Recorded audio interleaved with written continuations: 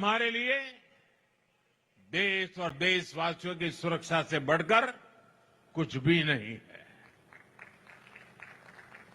आज का भारत दमदार जवाब देता है। आज का भारत घर में घुसकर मरता है। ये दुनिया ने ऑपरेशन सिंदूर के दौरान देखा भी है और गर्व की अनुभूति भी की है। मुझे एक गर्व है कि मैं आज ऐसी वायुसेना का हिस्सा हूं जो टेक्नोलॉजी और क्षमता में संसार की अग्रिम वायुसेनाओं में से एक है। एक ऐसी वायुसेना जिसने देश के हर संकट में आगे बढ़कर चुनौतियों का सामना किया। एक ऐसी वायुसेना जिसका हर वायु योद्धा देश की रक्षा के लिए एक इशारे पर अपनी जान कुर्बान करने को तैयार है।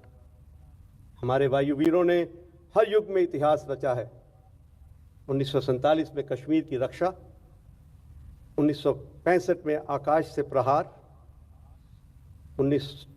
1971 में एक नए राष्ट्र की रचना, 1999 में कारगिल में अदम्य साहस, 2019 में बालाकोट में आतंकियों का नाश और इस वर्ष ऑपरेशन सिंदूर में मात्र 4 दिनों में शत्रु पर विजय। जहां हमारे पराक्रम ने सीमाओं को सुरक्षित रखा है और दुश्मन को उनकी जगह दिखाई है कि एकजुट होकर कोई भी चुनौती बड़ी नहीं रह जाती। भारत के प्रधानमंत्री और वायुसेना प्रमुख के ऐलान के बाद पाकिस्तान में पैनिक बटन दब गया है। हिंदुस्तानी मिसाइल्स का खौफ ऐसा, ब्रह्मोस का खौफ ऐसा कि पाकिस्तान में चौक चौराहे पर, टीवी स्टूडियो में बस एक ही बात की चर्चा हो रही है कि क्या मोदी कुछ बड़ा करने जा रहे हैं।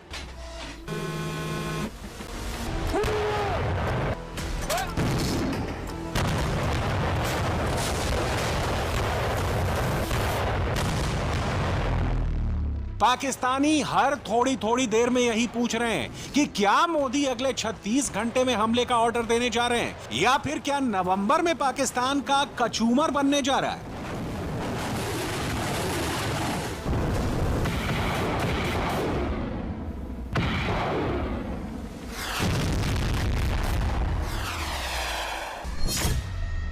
पाकिस्तान एक एक मिनट, एक एक घंटे गिन रहा है। कभी 36 घंटे, कभी 72 घंटे, तो कभी नवंबर कर रहा है। इस्लामाबाद से लेकर रावलपिंडी तक रिपीट मोड में यही चल रहा है। हिंदुस्तान हमला करने वाला है।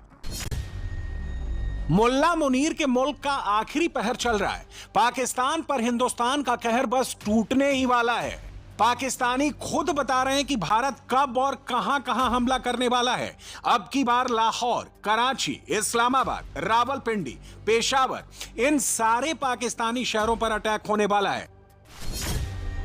अब ये हेडलाइन पढ़िए, शब्दों पर गौर कीजिए। पाकिस्तान का रक्षा मंत्री भी कह रहा है रिस्क आर रियल, यानी भारत के हमले का रिस्क बहुत ज्यादा है। अगर आप पाकिस्तानी डिफेंस मिनिस्टर ख्वाजा आसिफ के बाद पूरे होशो हवास में कह रहा है, पाकिस्तानी न्यूज चैनल के स्टूडियो में बैठकर कह रहा है, अगर अल्लाह ना करे कोई इसकी ऐसी सिचुएशन अराइज हो, चांसेस उसके हैं, उसको मैं बिल्कुल डिनाई नहीं करता। इसका एक लेटेस्ट हिंट आज एक बार फिर मिल गया। मंगलवार को खबर आई थी कि भारत बंगाल की खाड़ी में 15 से 17 अक्टूबर के बीच 1480 किलोमीटर की रेंज में मिसाइल टेस्ट करने जा रहा है। मगर अब जो खबर आई है वो पाकिस्तान को बहुत डराने वाली है।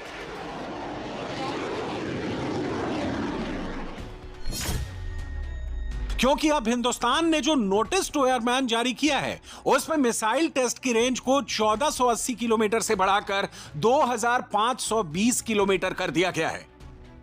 इसका मतलब यह है कि अगले हफ्ते हिंदुस्तान जिस मिसाइल की टेस्टिंग करने जा रहा है उसकी रेंज 2500 किलोमीटर से 3000 किलोमीटर या उससे ज्यादा की होने वाली है। और यह खबर सुनते ही पाकिस्तान में सबकी सिट्टी पिट्टी गुम हो चुकी है। सबके सब कैमरे पर आकर रोने लगे हैं, कहने लगे हैं अब की बार मोदी नहीं छोड़ेगा, खत्म करके ही दम लेगा।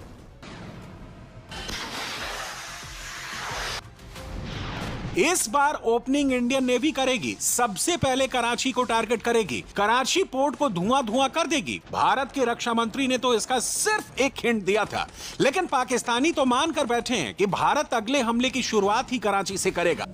तो देखा नाजरीन, भारत ऑपरेशन सिंदूर 2.0 शुरू करने की बात कर रहा है।